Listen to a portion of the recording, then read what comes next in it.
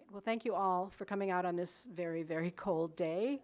We're going to have a very, very warm talk.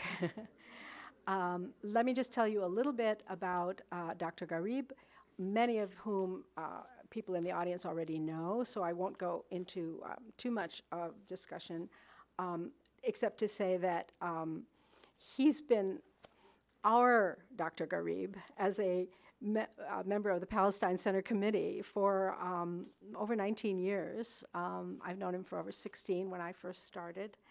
And he's been a tremendous asset to the Jerusalem Fund, advising us on programs and conferences. He's a scholar and internationally renowned expert on Middle East, on the Kurds, media issues, and has, of course, written quite a number of volumes on the Kurdish situation and Iraq, but also very, very interesting book called Split Vision, The Portrayal of Arabs in the American Media, which leads us to why we're here today. Among his other aspects of life, Dr. Ghareeb is a book collector. And we're very, very lucky to have a whole number of books which are in 3 glass cases that you will have seen as you came in. Books that were published in the United States by a special group of Arab language publishers. And Dr. Ghareeb will go into some great detail about how this all happened and why it happened.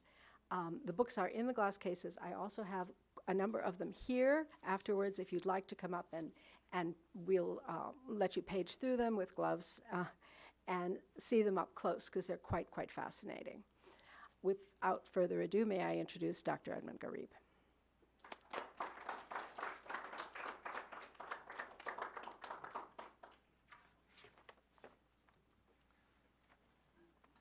Good afternoon, everybody. Thank you, Dagmar. Thank you very much for that kind and introduction and for the work you have done. You have done a beautiful job, actually, of organizing this. And I don't know how many of you know, but Dagmar is leaving or maybe I shouldn't have said, it's okay. And we're really going to miss her. I think everyone here will miss her. And what I'm going to talk about today is basically what I'm going to talk about the rise of a movement, literary movement in the United States in the early part of the 20th century that influenced, to a certain extent, some of its members did influence have an impact in the United States. They certainly had an impact in the Arab world and beyond. In fact, some of them are, of course, better known than others. Gibran is probably the best known of them all, at least in the United States. In the Arab world, of course, he's very well known, but so are people like Elia Abu Madi, like Amin al-Rihani. Amin al-Rihani is also known in the United States. And Elia Abu Madi and Gibran have their words, their poems sung all over the Arab world. Gibran, of course, has been translated to 104 languages. There are very few people in the world that we can say that this happened. He's the 3rd best selling author after Shakespeare, Lao Tzu, and then comes Gibran. So that is phenomenal when you think of it. And this has been going on since he started writing. Now, what I'm going to try to talk a little bit about, not only the books that we have, but I want to talk, why is it that this phenomena took place in the United States? It wasn't, by the way, only in the United States. I brought today another book. It happened as well in South America, where there were hundreds of books. This is a book that was published by Fawzi Ma'louf, written by Fawzi Ma'louf. It's called Ala Bisat al-Rih, and he was in Brazil. He's a very well-known, very famous poet, and also he's been translated to many languages, including, by the way, Spanish. But this is a beautiful book you can see as well, in addition to the poetry and itself. But I thought it might be useful just to take a look at something that's sampled from Latin America, from South America, where in fact more books were published in Arabic and in some, of course, in Spanish, many in Spanish, but in Arabic even more than the United States. But the books that were published in the United States, the movement that rose in the United States, I think was overall more influential than the one in Brazil, Argentina. In Argentina alone, in the same period, 450 books were published in Arabic. So that is amazing when you think of it. Now, why did this happen? Before I came here, I was looking at a book that was written by one of the major players in the organization, the group that was known as Al-Rabita Al-Qalamiyya, the Pen League, which Gibran was the president. Mikhail Naimi is the other, was the number 2 person in it, its secretary, its mouthpiece, its defender in many ways. And Nasib Arida. Nasib Arida was probably, Naimi and Nasib Arida were the best educated of all the members of the Pen League and of many of the writers in the United States at that time.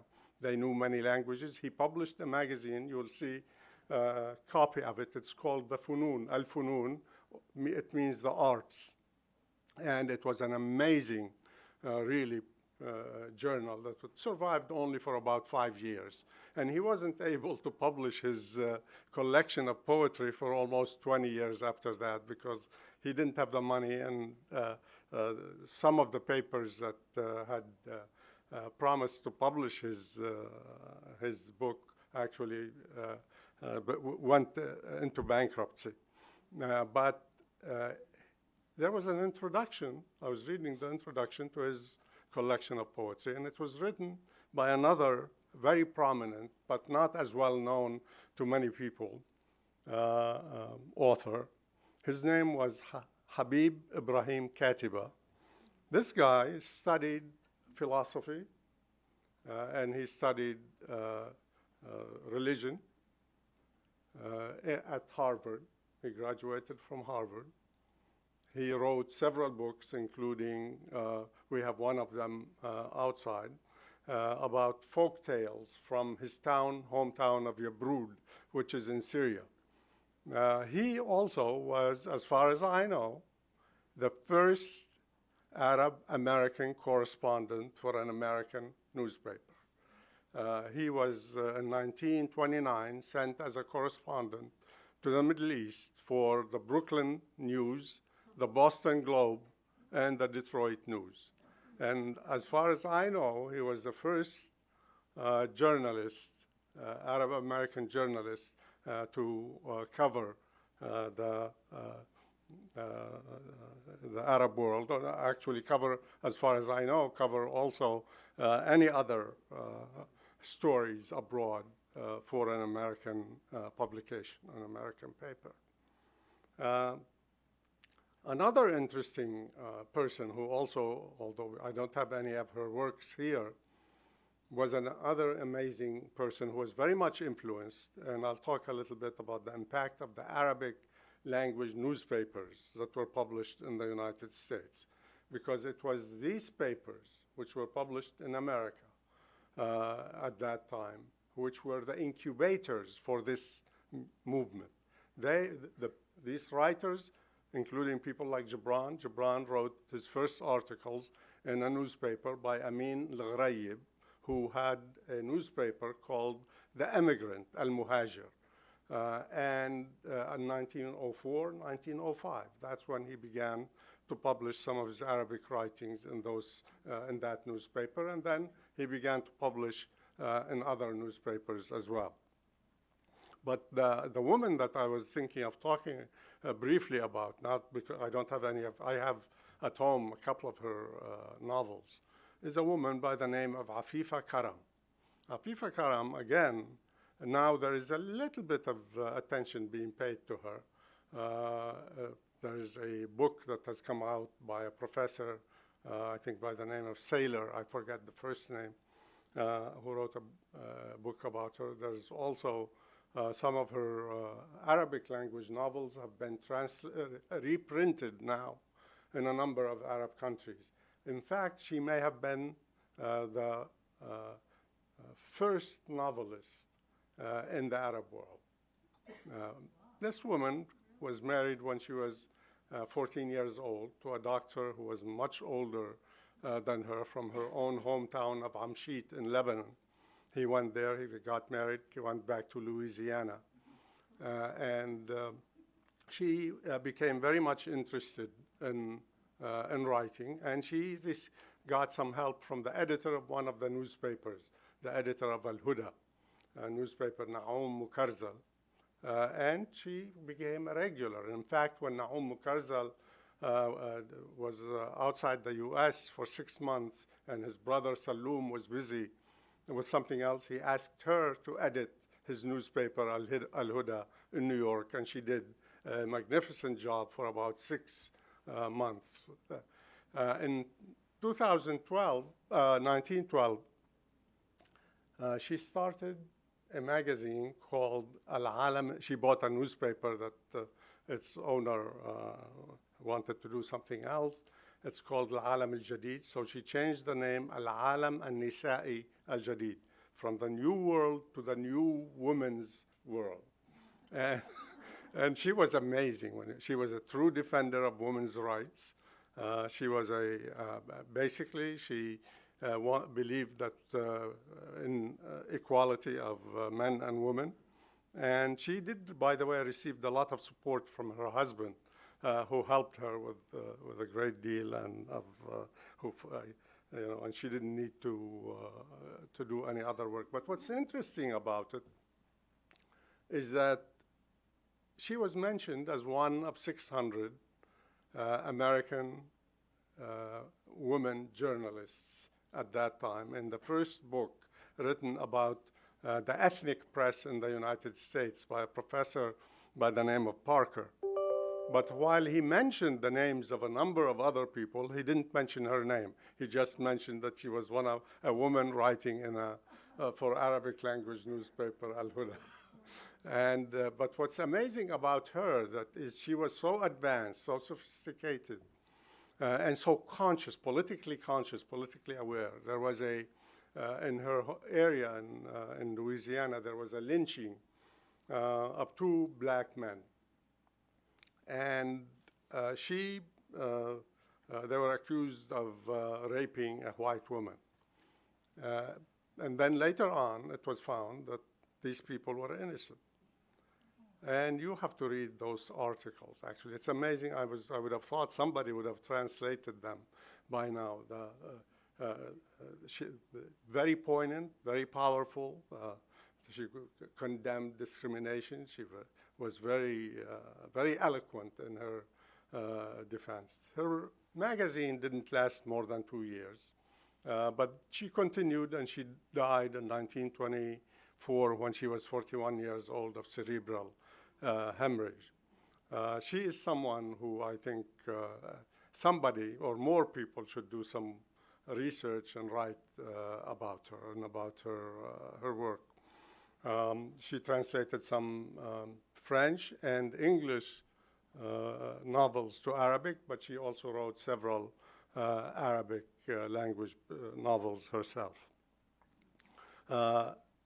When I was going back, I was talking about Nasib Arida, who was the editor of Al-Funun, the arts magazine, and Katibi. Katibi said in his preface to Nasib Arida's book, he said, the book was published in 1946. He said that the world has witnessed 2 barbaric wars.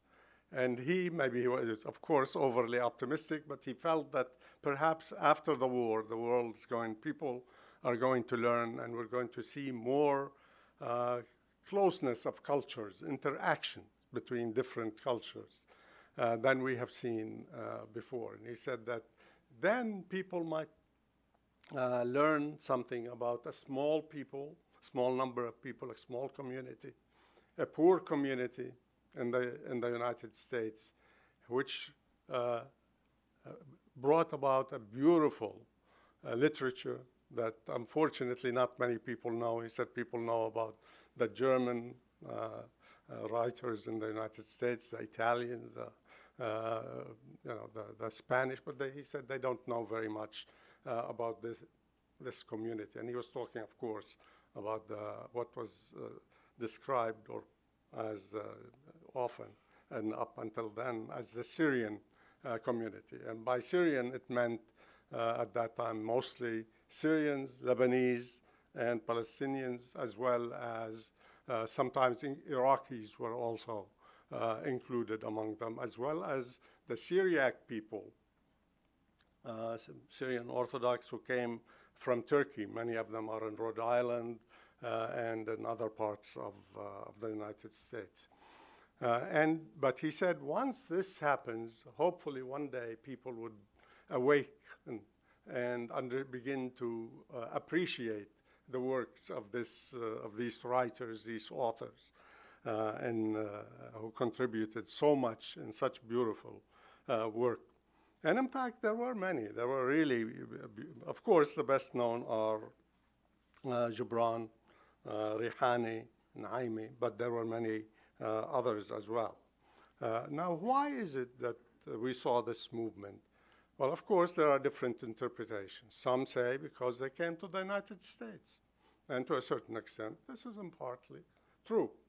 The freedom which they experienced in America, especially the freedom of the press, freedom of religion, was very, very important in helping them develop and grow and speak freely, something that they couldn't do back home. In fact, that's what some of the editors back in Lebanon and Syria and Palestine wrote to some of these people and told them, you should be our voice because you can say things we cannot say here. So yes, they were also influenced, many of them, for example, people like Naimi, Mikhail Naimi, by the way, he's another fascinating figure, although he's not well known here. But when he was in the US, his articles appeared in the New York Times, his poetry, as well as in the Seven Arts and a number of other prominent publications.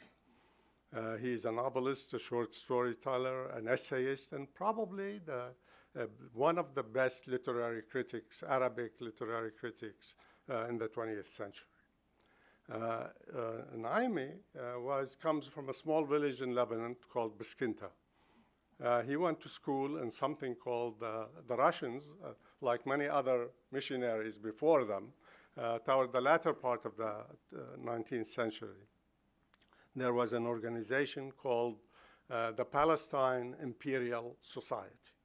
The Palestine Imperial Society established schools for Orthodox Christians, as well as others, but mainly it was the Orthodox Christians in Lebanon, Syria, and Palestine.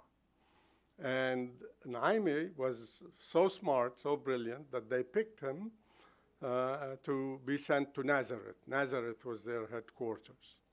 And so, again, he did very well there. And so they decided to send him again, free of charge, to study at the Poltava Seminary in Russia, where he studied for 5 years. And he then went back to Lebanon for about a year, and then he joined two of his brothers in Washington State in the United States, and he studied and received his a lawyer's degree. He became a lawyer and got his law degree, but he didn't want to be a lawyer. He didn't enjoy it very much. He enjoyed writing a great deal, but he was influenced by British, French, American, and Russian, as well as Arab literary currents and Arab authors. And he was one of the major figures who kept the pen league going.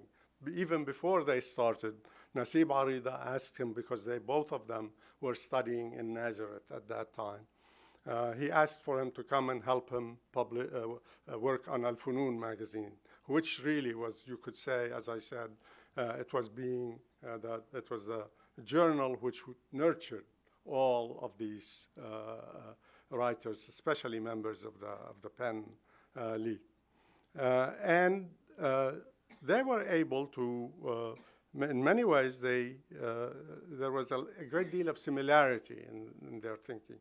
The same thing, they were influenced by, some of them by Wordsworth, as well as Walt Whitman, especially Gibran and Naimi. And of course, there was Amin al-Rihani. Amin al-Rihani was also probably one of the best known. He was older than the rest of them, and he did not become a member of the Penn League. There were also some tensions sometimes between them, but I don't think that was the reason. When the Penn League was organized, he was in the Middle East. He was traveling. He traveled all over the Middle East. He even tried to mediate between Sharif Hussein and King and Abdul Aziz ibn Saud in the early 20s.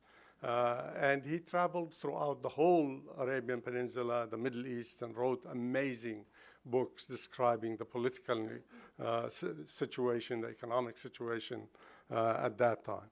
He also was a strong defender of the independence movement for the Arab world. And while he said he recognized, he saw himself as both a Syrian, he said, as well as a Lebanese, he also considered himself to be an Arab and supported Arab nationalism, Arab unity. And he was the person who went around in the United States in the early 1930s, going from town to town.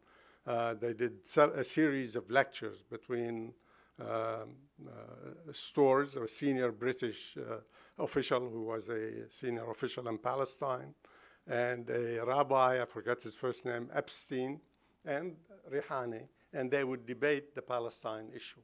They debated that before foreign policy organizations, before on radio. Actually, there's still a couple of recordings from the 1930s. He was extremely eloquent, and he was the first time when he was asked to speak along with this group, they both said to him, "You should go first." And one interpretation was that they wanted to see what he is going to say so that they could respond to him. And then when he got up and he said, "Thank you very much. I guess I'm speaking first. You asked me to speak first because you know that I have more claim to Palestine than both of you." I mean, he was he was also the first Arab poet as well. He was to write prose poetry.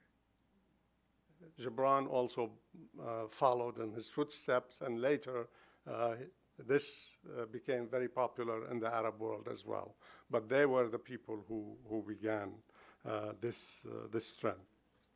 Now, what's important about them is that also that they, especially these three figures, was that they benefited in many ways of the fact that they did get some support from the editors of the newspapers that they published in.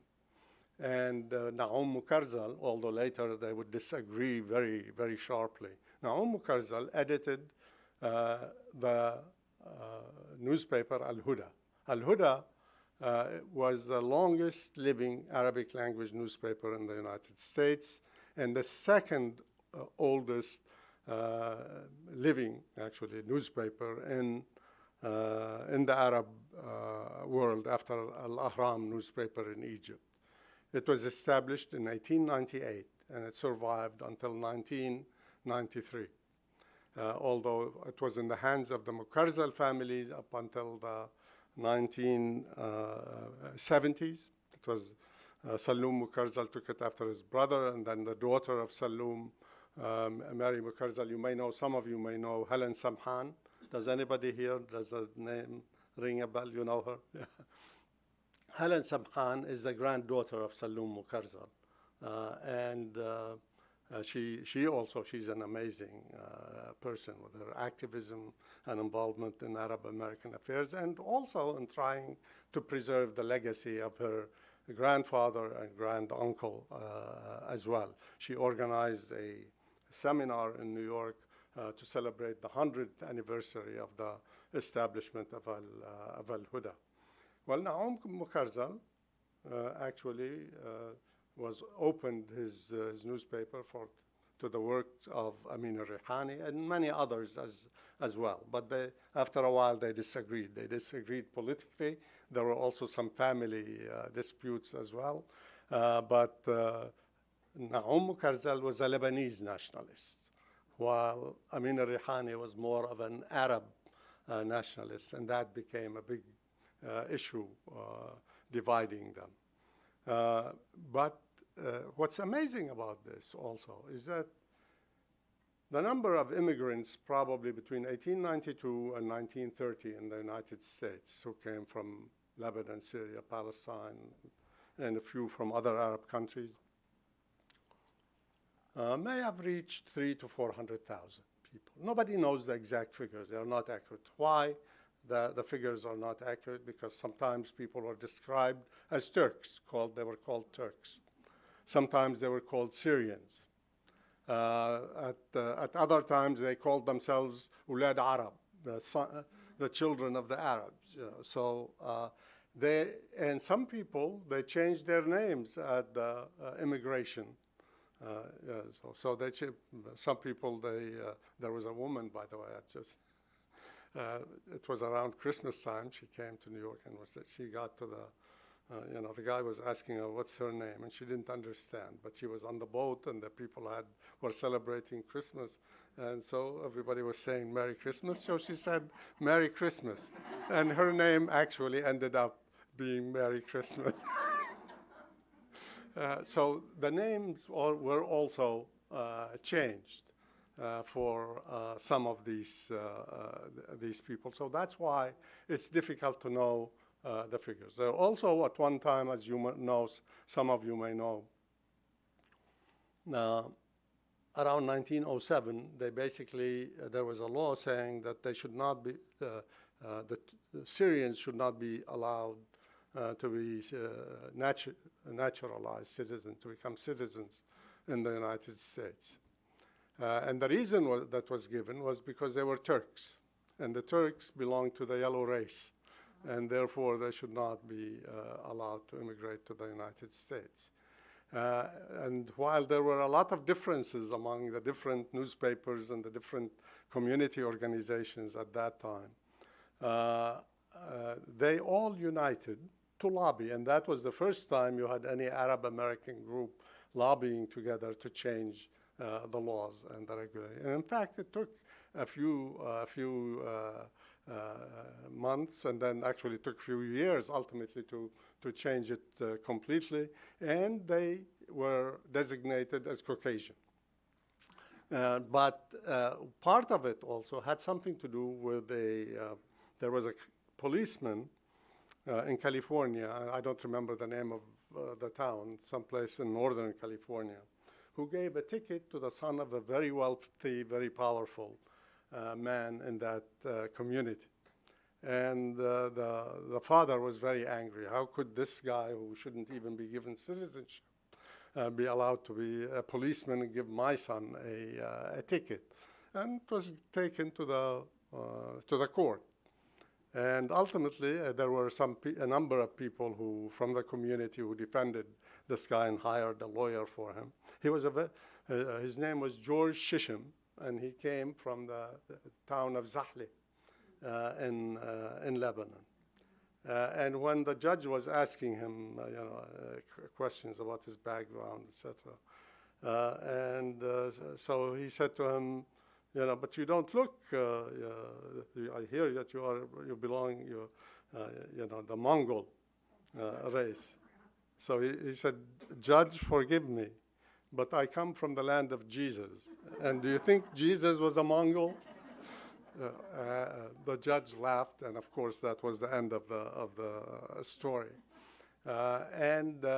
So that was the role of the newspaper. So in this small community, you had about between 1892, the first newspaper to be published, and 1930, there were about 80 newspapers and magazines published in Arabic in the United States. I mean, can you imagine? That's anything like, I don't think there's any other ethnic community in the United States which had this number within this same time frame. Of course, some of them didn't live. Some of them survived for a few months. Some survived for a few years. But there were some that survived for decades. And while they were there, they were extremely influential. In fact, that's how my father became interested in the literary movement at that time within the Arab American community. He came to this country when he was about 14 years old. His father wanted him to come and help in the store that he and his brother owned, and he also went to school at that time. But it was during the war when they got news of famine back home and people dying by the tens of thousands, and the oppression, the Ottoman repression, the execution of many activists. They became interested. They would subscribe. They started subscribing to these newspapers, many of which were published in New York, but there were others in many other places in the United States, in Detroit and Lawrence, Massachusetts, and Fall River, in Philadelphia, and Detroit, of course, but the most numerous were in New York. By the way, Albert Mukhayber, a friend of mine, was a prominent lawyer here in town, told me recently of his hometown in upper state New York, that there used to be a paper published there by the Aswad family, and we're trying to go and see if we can find it and maybe get it to the Library of Congress, or so that people would know about it. This is newspaper. None of the people who wrote about the Arabic language press in the United States was aware of it. So that means that there may be others as well that people don't know about, as there are books that people don't know about. Because, for example, I found out, I was looking for some Zajal books.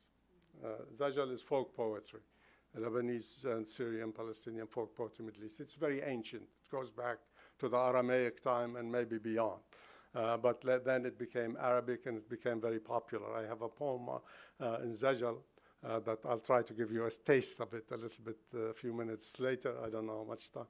Well, I guess I better hurry up and say a few things before we finish. But I found out the Library of Congress does not have these books. I have 4 of these books, and I'm sure there were several. I know there are others as well. There are at least 6 or 7 such books, but maybe I've heard that the library, New York City Library, may have 3 of the books. So that is another example of the problems, and that's why it's important. That's why I am interested in talking and writing. I've been doing some writing. This is not the area I've done a lot of work on. My sort of academic work has been focusing on a different area. But recently I thought that this is very important to begin to focus on this. And in fact, one other reason why we did it, I have my friend Janab Tutunji here. He and I did a paper on the Mahjar writers and their attitudes towards the Palestine question. And the reason why we did that, I found actually in one of the magazines that it may be out there, Al-Funun, there was a clipping, newspaper clipping, warning about the creation of a Jewish kingdom. Kingdom at that time, the word mamlaka meant kingdom, but it also meant a state. Jewish state in Palestine, The author's name was there. It was Mikhail Naimi. And this was, to me, was astonishing. Because Naimi was not interested very much in politics, except when there was you had the famine in Lebanon, and people were trying to collect money to send it to help the people back home.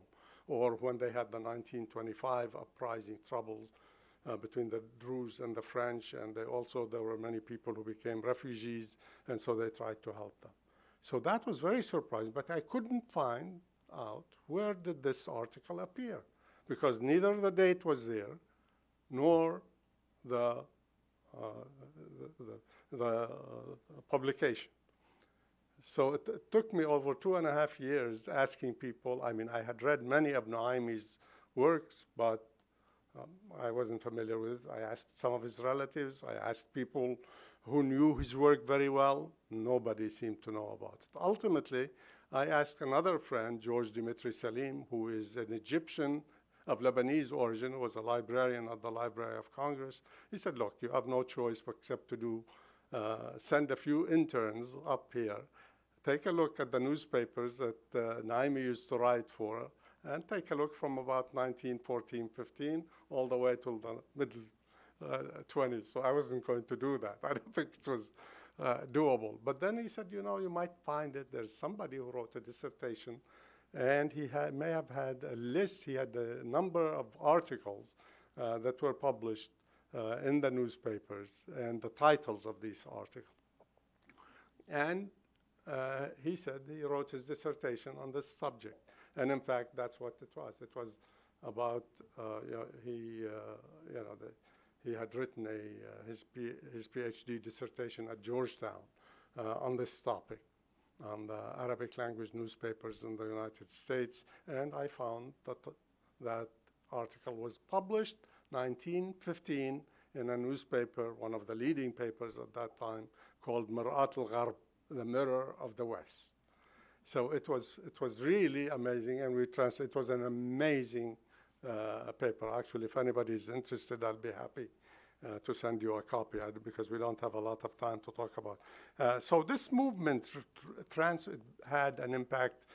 Two things I'll say about it, the press movement here, because one is that it didn't come out of nowhere. Partly it came out, yes, as I said, the American influence earlier, but it also was because Lebanon had become the center for publishing, for the schools, whether it was missionary schools, American missionary schools and colleges. We have like the American University of Beirut. When it started, it used to be called the Syrian American College. You had also French had missionary schools. The Catholic Church, and particularly the Maronite Church, had established a sort of an academy in Rome, where they brought printing press in the early 1600s to publish the Book of Hours in Arabic and Syriac. And so that was the beginning of the printing. But the real printing in Arabic started in the city of Aleppo. Again, it was religious people, the Orthodox and the Greek Catholics, who got printing presses and began to print first religious books, Gospels, Psalms, etc. And then they began to publish Arabic literature, Arabic history. And there was a movement that rose to revive the Arabic language, because there was a belief that Arabic had declined. And there was also beginning to be demands for reform, political reform, although, of course, it was cautious. And people like Muhammad Abdul Afghani, Ahmad Faris Shidyaq, Boutros al-Bustani, and a number of others played a role in this. But new way of thinking, and ultimately also Egypt now was brought in, because many Lebanese ended up, didn't feel free enough to write at home, so they ended up going to Egypt, and they started some of the major newspapers and magazines that some of them are still alive today, like Al-Hilal, Al-Ahram, Ros al-Yusuf, they had Al-Muqtataf, very fascinating, fascinating publications. And so also Egypt had benefited from the Napoleonic invasion. Napoleon brought Arabic printing presses. There were no more publications. Muhammad Ali was very open-minded. He wanted to modernize. He began to send Egyptians and others to study in France. And so there was a new spirit at that time. And so that was one of the reasons why you had people who came from Lebanon. Not many, because you still had among the immigrants a lot of people who could even barely read Arabic. But there was a number of people who were very well educated, relatively speaking, or who were very culturally aware, and that's when they began this movement. And in fact, that movement began later to influence the Arab world. They began to influence. It was very controversial because they received a lot of criticism, but they received also a lot of support at that time. And they began to be welcomed in all over the Arab world, especially among the educated people and people who wanted to see change. I think that change was something very important because they very much opposed any political oppression, the oppression of women, what they called, many of them called the enslavement of women. They opposed feudalism, they opposed the religious discrimination and fanaticism, and they launched sort of in campaigns to try to increase the level of awareness among the people, both in the Middle East and here. And that's why the press played an important role, because this press also had began to have correspondence. That's where they learned from the American newspapers. They began to write news in a similar way it was written in the American newspapers. They also began to have correspondence. They were not official correspondence, but they had people who would write articles for them from Caracas, Havana, Melbourne, Istanbul, Beirut, Damascus. They had correspondence all over. And so that was something that was amazing and brought the communities together and brought more awareness among the people. The second thing that was very important, and I'll stop here, is that technologically they also advanced and changed the way Arabic was being printed. Saloom Mukarzal, who was the brother of Naum Mukarzal, the editor of Al-Huda, the paper that I spoke about, adapted the linotype machine to printing Arabic, made it easier and faster to print Arabic. And they also bought a web press, and he adapted that. And then later, the linotype machine asked him to work with them, and they began to sell it in the Middle East. So basically, Al-Ahram used it, and many other newspapers and presses began to use this. So in this sense, even technologically, there was an influence. I'm going to stop here. I'll be willing to, of course, to see whatever comments and hear whatever comments and questions you may have. And I'm going to ask Muhammad to give us a taste of two poems one written by Gibran, which would be the second one. And the first one is written by As'ad Rustam. He is a fascinating individual. We'll talk a little bit about him maybe if somebody is interested later. He came to the United States in 1892. He wrote a book. One of the first books, there are two books. One of them we have outside, probably the first book printed in Arabic by Kawkab America, the American Star newspaper. This is a book to teach English to the Arab community, the Syrian community in the United States. And his book was printed in the same year, so we don't know which one was printed first. But he described his trip from Beirut all the way to Haifa, to Port Said, Alexandria, Marseille, New York in poetry. He described Washington in folk poetry. He described the American people, the people who were living in America. He started with the Yankees, who he thought they were the ones who were running the show at that time. And he talked about the Italian Americans, described their characteristics, their customs, the Irish Americans, the Black Americans, the Indian. I mean, he didn't leave anybody. He was the Greeks, the Jews. I mean, it was amazing. He collected American songs, American adages. He published them in his book, and he was extremely, he was hilarious. So you'll hear some. This song was that we are going to hear. It talks about the Beirut's municipality, Beirut government, criticizing it and making fun of it. It was written in 1909. Some people say it was written in 1907. It's now used by the protesters in Lebanon to criticize the government. And the second was a song from Gibran, a poem from this book, Al-Mawakib, which was published in 1919, and you'll hear it.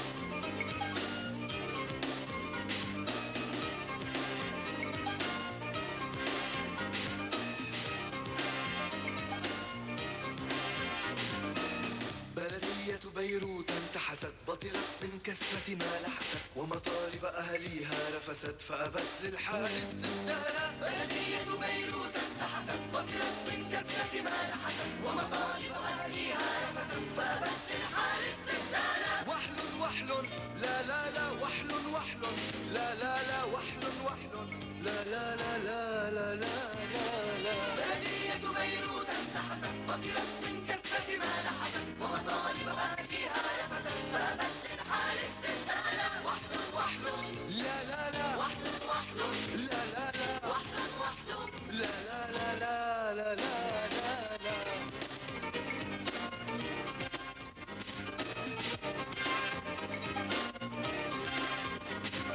سمعوا من سكان البلد مالا يغني ولد الولد والناس به لم تستفد فالمال هنالك ما زال بجيوبهم بجيوبهم. لما سئلوا عما فعلوا قاموا قعدوا عتبوا زعلوا وبنيران الغيظ اشتعلوا وعلينا صب أو حال. هل ذلك عدل؟ هل ذلك عدل؟ كم بركة ماء في السوق بلغت بالطول إلى السوق من لي بالمال المسروق يأتي فينصفها حالا. هل يمكن ذلك؟ لا لا لا. هل يمكن ذلك؟ لا لا لا. هل يمكن ذلك؟ لا لا لا لا لا لا لا. بلدية بيروت انتحست وطرت من كثرة ما لحست ومطالب أهليها رفست فأبت للحارس تندالا. وحل وحل لا لا لا وحل وحل لا لا لا وحل وحل لك لا لا لا لا لا.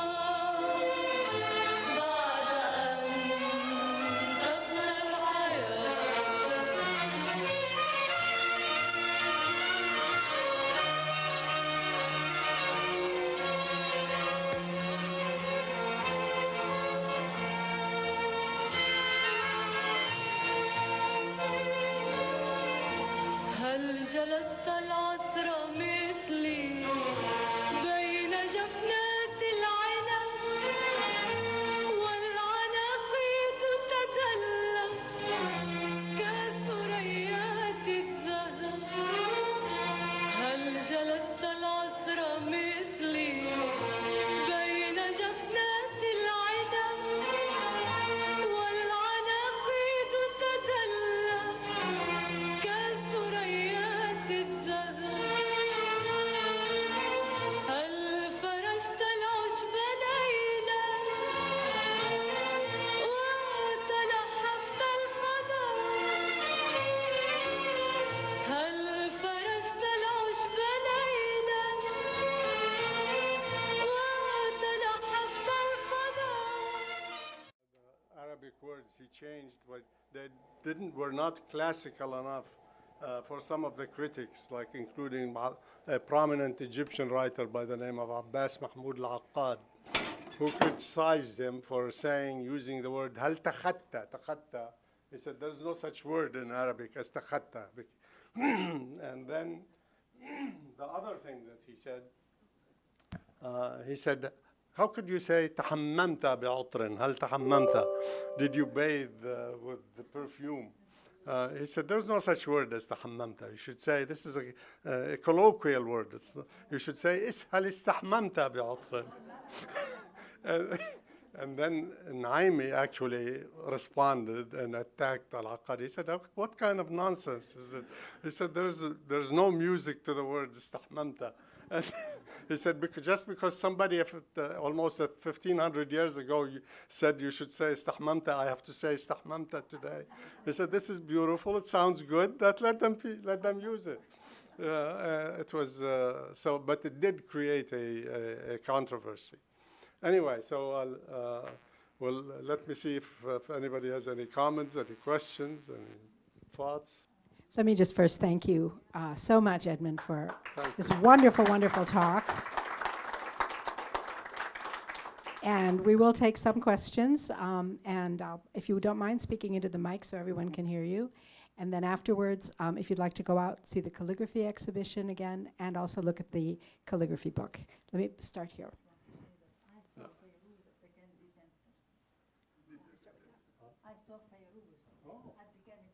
Oh, yeah, so did it.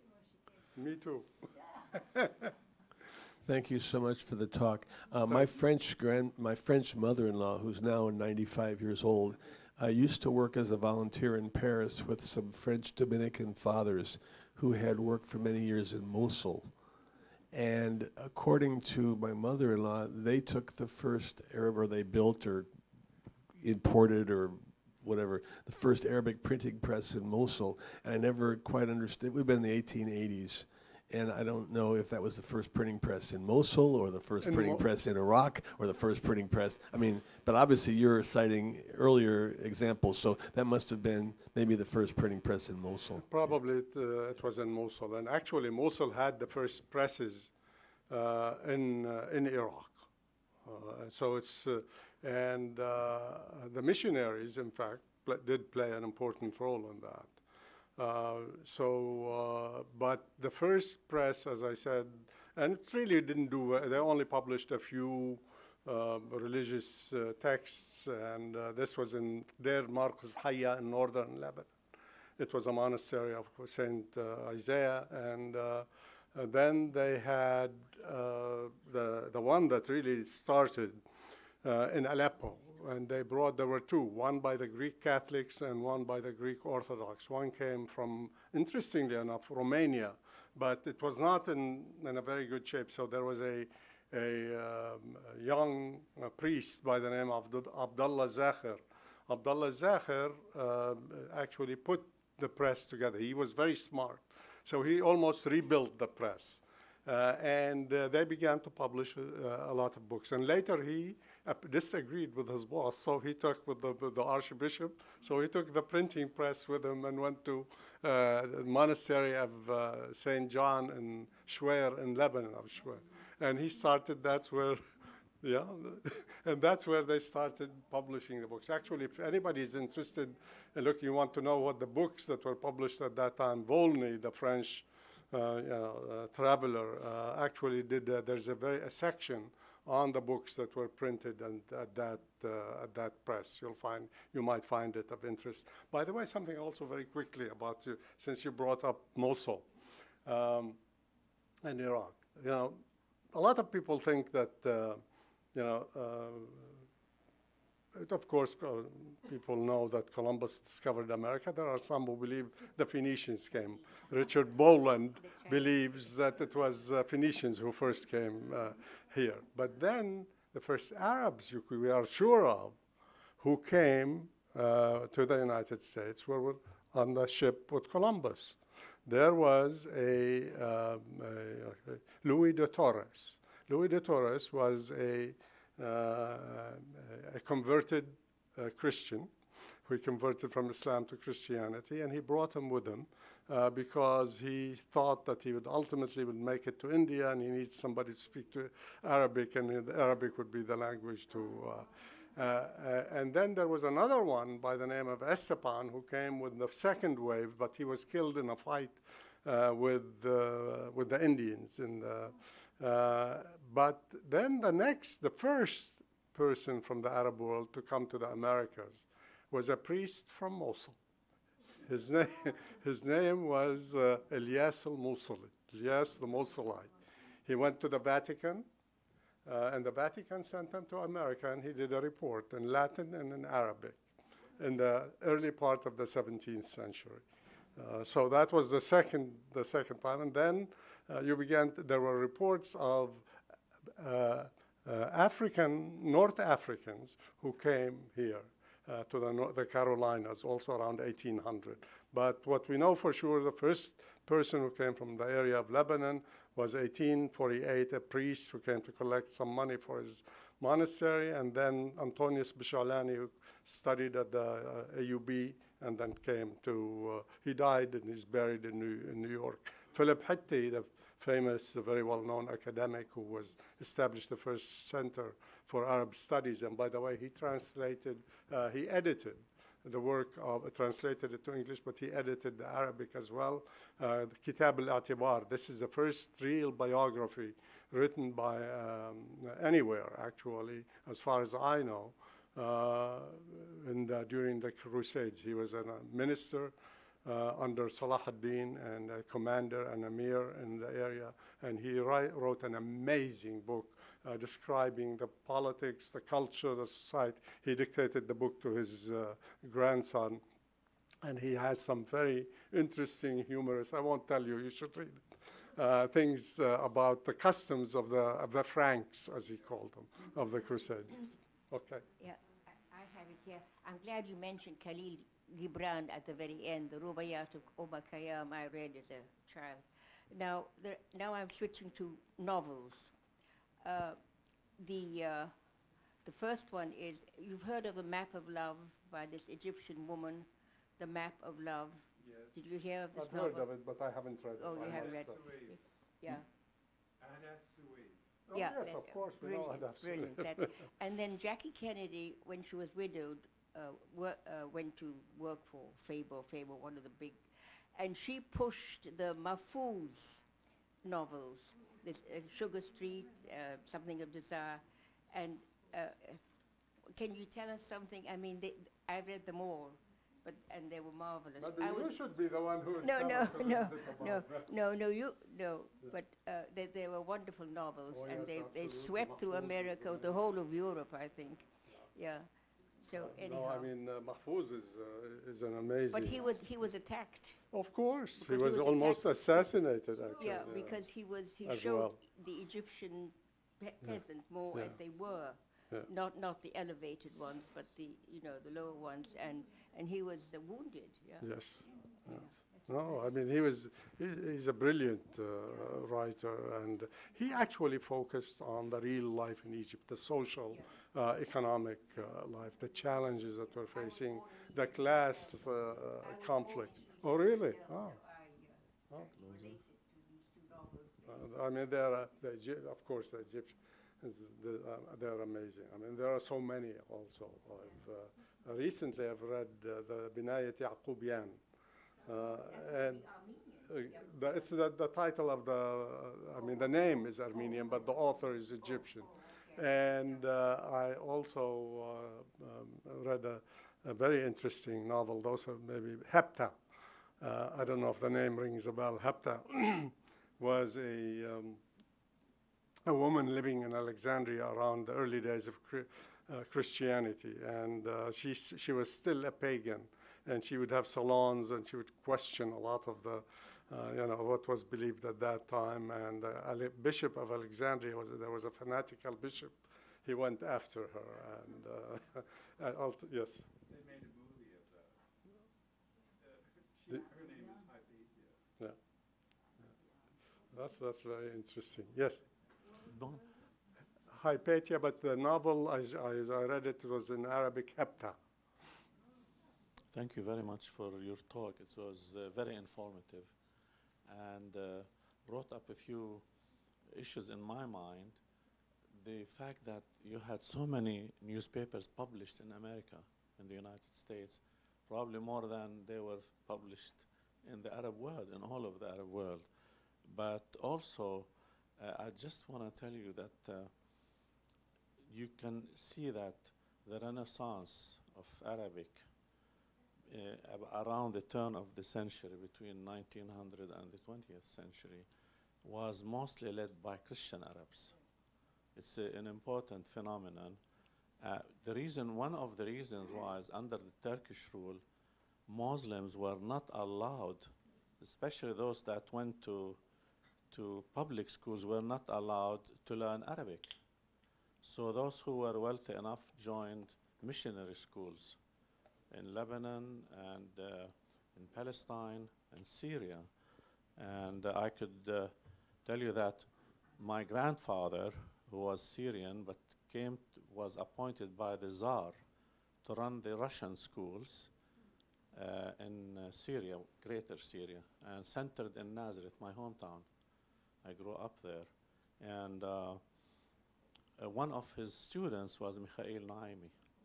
Yes, in Nazareth. So it's an interesting phenomenon how you might say what you want about the missionary schools, but they were a factor in the education and the renaissance of the Arabic language. I mean, those schools, what we call al-Maskubi, which means the Muscovite schools, were dedicated to teaching Arabic mainly to all Arabs, primarily the Muslim population. The school, absolutely. So thank you very much. Actually, that's very true. Although after the Bolshevik Revolution, they all shut down. But they used to teach in Arabic, and also they taught Russian as well. Because like my father, in a sense, he went to one of these schools, and he spoke Russian. And he later, when he came to this country, he quickly picked up Polish, because there were a lot of Poles who would come into their store. Part of it, he said it was easy because it was close to Russian. There was similarity between the languages. He also, of course, knew a little bit of Latin, a little bit of Greek. But he also translated Gibran. if there's time, I'll read you one or two of his translations. He was the only person that Gibran gave written permission to translate his works from Arabic to English. I have actually brought if I have one, show you at least some. There was interesting, I'll read this quickly, and show you his handwriting in a sense.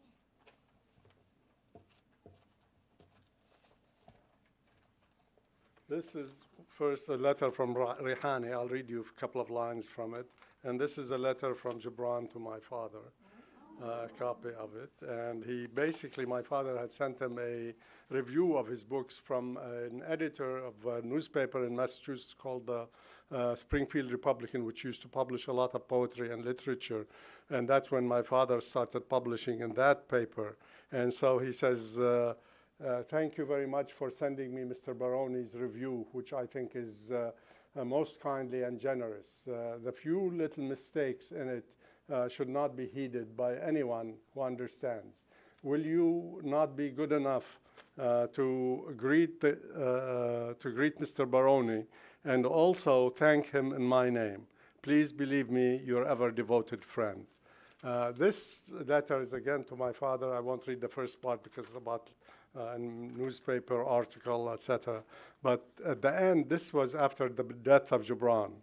And this is an Aimi that we were talking about. He says, I have not yet quite reconciled myself to the fact that Gibran is no longer a denizen of this sphere.